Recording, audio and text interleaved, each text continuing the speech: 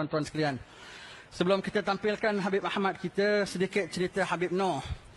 Kita katakan tadi tempat atasnya tempat khalwat beliau.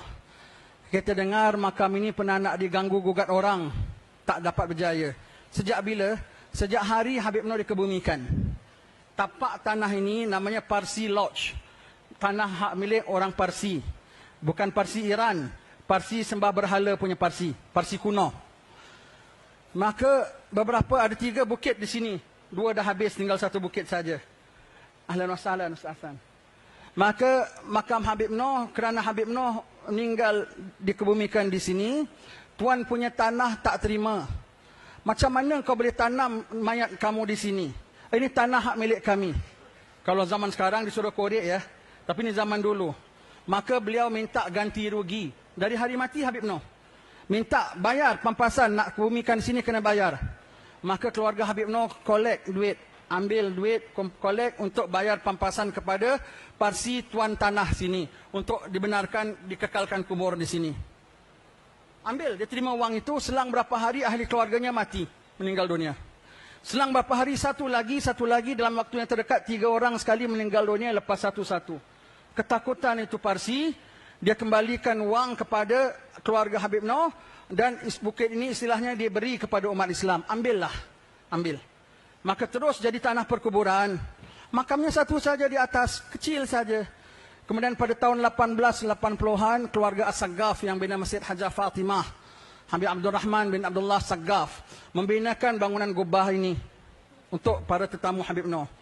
Pada tahun 1903, seorang sahabat Habib Noh, Haji Muhammad Saleh, orang pedagang dari Betawi, Jakarta, sahabat Habib Noh, membinakan masjid yang kecil di bawah ini untuk para pengunjung Habib Noh. Sekarang masjid yang sumpama ini di Singapura dah tak ada lagi.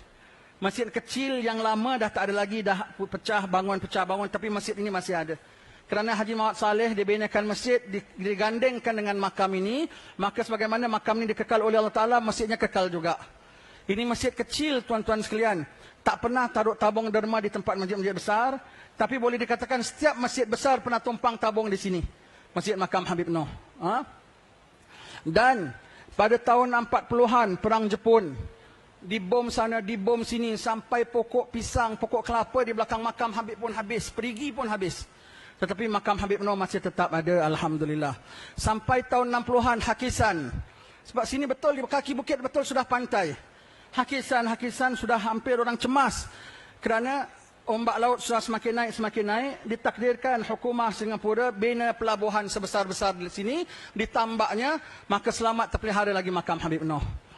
Tahun-tahun 50-an sebelum merdeka, nak bikin University Maritime Kelautan, nak dibinanya di sini, kerana ini tapak daripada zaman para miswara masuk Singapura daripada Bintan kemari, maka sini sejarah nak dibinakan universiti di sini. Tetapi tak berjaya juga, mereka bina di Pasir Panjang. Ini ada seminar disebutkan tentang perkara ini, disebutkan. Kami hadir pada seminar itu. Sampailah kemuncaknya pada tahun 70-an, awal lepas merdeka dari Malaysia, Singapura, bikin pembangunan, tempat ini semua sudah keliling. Jalan raya ini menjadi saksi. Semua sudah keliling nak dibikin jalan raya atas makam ini. Maka semua kuburan yang berada di sini sudah dipindahkan. Yang memindahkannya, yang galinya siapa? Mereka yang mengatakan kita ni kuburiun, kata Ustaz. Yang mengatakan kita ziarah kubur ni syirik. Yang mengatakan ini bid'ah. Kumpulan ini yang gali kubur. Suka mereka dapat gali. Tetapi kubur Habib Noh tak ada siapa berani sentuh. Masjid dan kubur dah nak dipindahkan. Sementara berhari-hari tak ada siapa berani sentuh ini 2 makam Habib Noh dan Habib Abdul Rahman. Sehingga nak menunggu siapa sanggup gali, nak dibersihkan kaki-kaki bukit ini. Traktor masuk, terbalik 1 traktor. Pemandunya Cina. Hari kedua, traktor kedua juga terbalik. Hari ketiga juga terbalik. Ketua engineernya seorang putih Inggeris. Takut gerun Allah Ta'ala letakkan pada hatinya. Mengadu kepada Perdana Menteri pada waktu itu, Mr. Lee Kuan Yew, tentang hal keadaan. Beliau faham. Beliau tulis nota pada mufti, sedikit masjid dan makam kekal. Terus sampai hari ini kekal. Sampai tahun-tahun 2000-an sebelum saya pindah ke Hadramut, ini kawasan semua nak diambil. Semua sudah kosong ini.